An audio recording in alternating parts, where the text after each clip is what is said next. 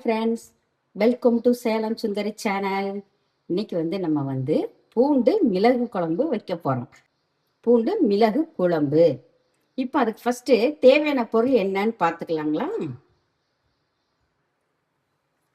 சொல்லுங்க, என்னது?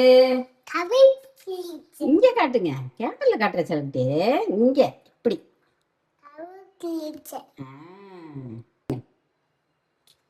என்னது பாது உட்கார்ற சொல்லி சொல்லுங்க, எடுக்காம சொல்லுங்க, கையில சொல்லுங்க, அப்படியே சொல்லுங்க.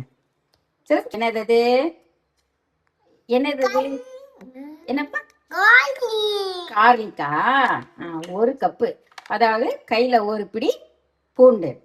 அதுக்கப்புறம் என்னது பக்கத்துல? அது என்னப்பா? இது என்னது? சின்ன வெங்காயம் அதே மாதிரி ஒரு கைப்பிடி அளவு எடுத்துக்கோங்க. அதுக்கப்புறம் சீரகம் ஒரு டீஸ்பூன், மிளகு 2 டீஸ்பூன். ஏன்னா இது மிளகு குழம்புனால மிளகு 2 டீஸ்பூன். வெந்தயம் ஒரு 4 டீஸ்பூன் எடுத்துக்கோங்க. கடலைப்பருப்பு ஒரு டீஸ்பூன். அதே மாதிரி அரிசி, பச்சரிசி அது ஒரு அரை டீஸ்பூன் எடுத்துக்கோங்க. கறிவேப்பிலை சும்மா ஒரு 3 இனுக்கு எடுத்துக்கோங்க. ஒரே ஒரு தக்காளி. இப்போ வாங்க நம்ம செய்முறையை போய் பார்க்கலாம். அப்புறம் ஒரு லெமன் சைஸ் அளவு புளி கரைச்சி வச்சிருக்கேன். அதனால அடுப்பில் வச்சாச்சு. இப்போ கடலைப்பருப்பு போட்டுடலாம். போட்டு தீய சிம்மில் வச்சு வறுத்துக்கணும். மிளகு, அதுக்கப்புறம் அரிசி, சீரகம் போட்டுருங்க. இப்போ இது எல்லாமே சிம்மில் வச்சு நல்லா வறுபடுங்க. இதில் மிளகா, மல்லி. மிளகா உங்கள் காரத்துக்கு தகுந்தபடி போட்டுக்கோங்க. ஆனால் இது மிளகுனால, மிளகு குழம்புனால மிளகு காரம் தான் அதிகமாக இருக்கணும். மிளகு சும்மா மிளகா ஒரு 2 போட்டிங்கன்னா போதும். சரிப்பா. அதுக்கப்புறம் மல்லி 2 டீஸ்பூன் போட்டுக்கோங்க. ஆனால் நான் அதெல்லாம் வறுத்து அரைச்சி வச்சிருக்கேன், அதனால அதை சேர்க்கலை. நீங்கள் இப்போ வறுக்கும் போதே அந்த 2 பொருளும் போட்டுக்கோங்க. வெந்தயத்தை நம்ம லாஸ்ட்டாக போட்டுக்கலாம். ஏன்னா இது வறுபட லேட்டாகும், வெந்தயம் டக்குன்னு வறுபட்டுரும். சரி, வெந்தயத்தை எங்கள் பேத்தி இப்பவுமே போட்டாங்க, அதனால நீங்கள் போடும்போது ஆனால் லாஸ்ட்டாக போட்டுருங்க. இப்போ எல்லாம் வாசனை வர்ற அளவுக்கு நல்லா வறுத்து எடுத்துக்கலாம்.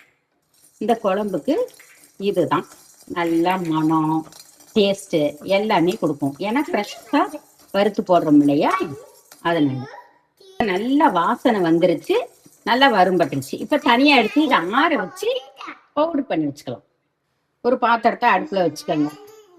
இப்போ ஒரு 4 டேபிள் ஸ்பூன் நல்லெண்ணெய் விட்டுக்கோங்க.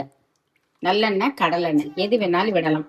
ஆனால் இந்த மாதிரி குழம்புகளுக்கு நல்லெண்ணெய் விட்டிங்கன்னா டேஸ்ட்டு கொஞ்சம் இன்னும் நல்லாயிருக்கும்.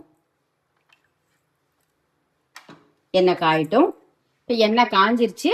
இப்போ ஒரு 1/4 டீஸ்பூன் கடுகு போட்டுக்கலாம். கடுகு போடுங்கப்பா. கடுகு போட்டாச்சு, கடுகு பொரியட்டும். கடுகு பொரிஞ்சிருச்சு. இப்போ சீரகம் போட்டுக்கலாம். சீரகம் போடுங்கப்பா. பொரிஞ்சிருச்சு. இப்போ வெந்தயம் போட்டுக்கலாம். வெந்தயத்தை போடுங்க. இப்போ எடுத்து வச்சு பூண்டை போட்டுக்கலாம். பூண்டு போட்டாச்சு. இப்போ எடுத்து வச்ச வெங்காயத்தை ரொம்ப சின்னதாக இருக்கவும் அப்படியே முழுசாவே போட்டிருக்கேன். சரிப்பா. இப்போ போடுங்க. இப்போ அது என்னது போடுங்க.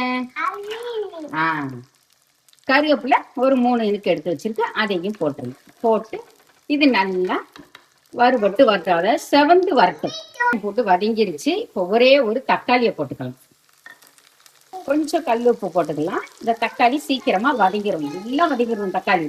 அந்த தக்காளி நல்லா வதங்கிட்டு இருக்கும் போதே எடுத்து வச்ச மிளகாத்தூள் போட்டுடலாம், மஞ்சத்தூள் போட்டுடலாம், அதுக்கப்புறம் மல்லித்தூளும் போட்டுடலாம். இது எல்லாம் 1 செகண்ட் வதக்கிடலாம். 1 செகண்ட் வதக்கியாச்சு. இப்போ வறுத்து அரைச்ச பொருள் இருக்கு இல்லைங்களா, அதையும் போட்டுடலாம். அதையும் ஒரே 1 செகண்டு நல்லா அந்த எண்ணெயிலேயே வதக்கிடலாம். வதக்கியாச்சு. அதுக்கப்புறம் இந்த கரைச்சி வச்ச புளி ஊற்றிடலாம். புளி ஊற்றிட்டு உங்களுக்கு கொஞ்சமா ஒரு 1/2 கிளாஸ் தண்ணி ஊற்றி நல்லா கொதிக்க வைங்க. நல்லா கொதிச்சு எண்ணெய் தெளிஞ்சு வரட்டும், அதுக்கப்புறம் பார்க்கலாம். புளி தண்ணி நல்லா 10 நிமிஷமா கொதிச்சு எண்ணெய் பிரிஞ்சு வந்துருச்சு. இப்போ கடைசியா கொஞ்சம் வெல்லம் போட்டுக்கலாம். இந்த வெல்லம் போடுறது எதுக்குன்னா கொஞ்சம் காரம் புளிப்பு அதிகமாக இருக்கும் இல்லைங்களா, அதனால கொஞ்சமா நிறைய போடுறதுங்க, அப்புறம் இனிப்பு தன்மை தான் இருக்கும். இதை போட்டிங்கன்னா நல்லா பேலன்ஸ் பண்ணும் காரம் புளிப்பு எல்லாத்தையும். இப்போ ஒரு இது 5 நிமிஷம் நல்லா சிம்மிலேயே வைங்க. நம்மளுடைய சப்ஸ்கிரைபர் ஒருத்தர் கேட்டாங்க, அவங்களுக்காக இந்த பூண்டு மிளகு குழம்பு எப்படி செய்வதுன்னு செய்து காட்டியிருக்கேன். நீங்கள் அதே மாதிரி கண்டிப்பாக வச்சு நீங்கள் எனக்கு கமெண்ட்ஸில் எழுதணும், எப்படி வந்துச்சு அப்படின்னு எழுதணும். வீடியோவை கடைசி வரை ஸ்கிப் பண்ணாமல் பாருங்கள். பிடிச்சிருந்துச்சுன்னா ஒரு லைக்கை போட்டு ஃப்ரெண்ட்ஸ்க்கெல்லாம் ஷேர் பண்ணிவிடுங்க. தேங்க்யூ. நம்ம ஃபைனலாக வந்து ஒரு இனுக்கு கருவேப்பிலை, ஃப்ரெஷ்ஷான கருவேப்பிலை போட்டு ஸ்டவ் ஆஃப் பண்ணிட வேண்டியதாங்க. சூப்பராக இருக்கும். ஒரு சுட்ட அப்பளம் இல்லை முட்டை பொரிச்சுக்கிட்டிங்கன்னா ரொம்ப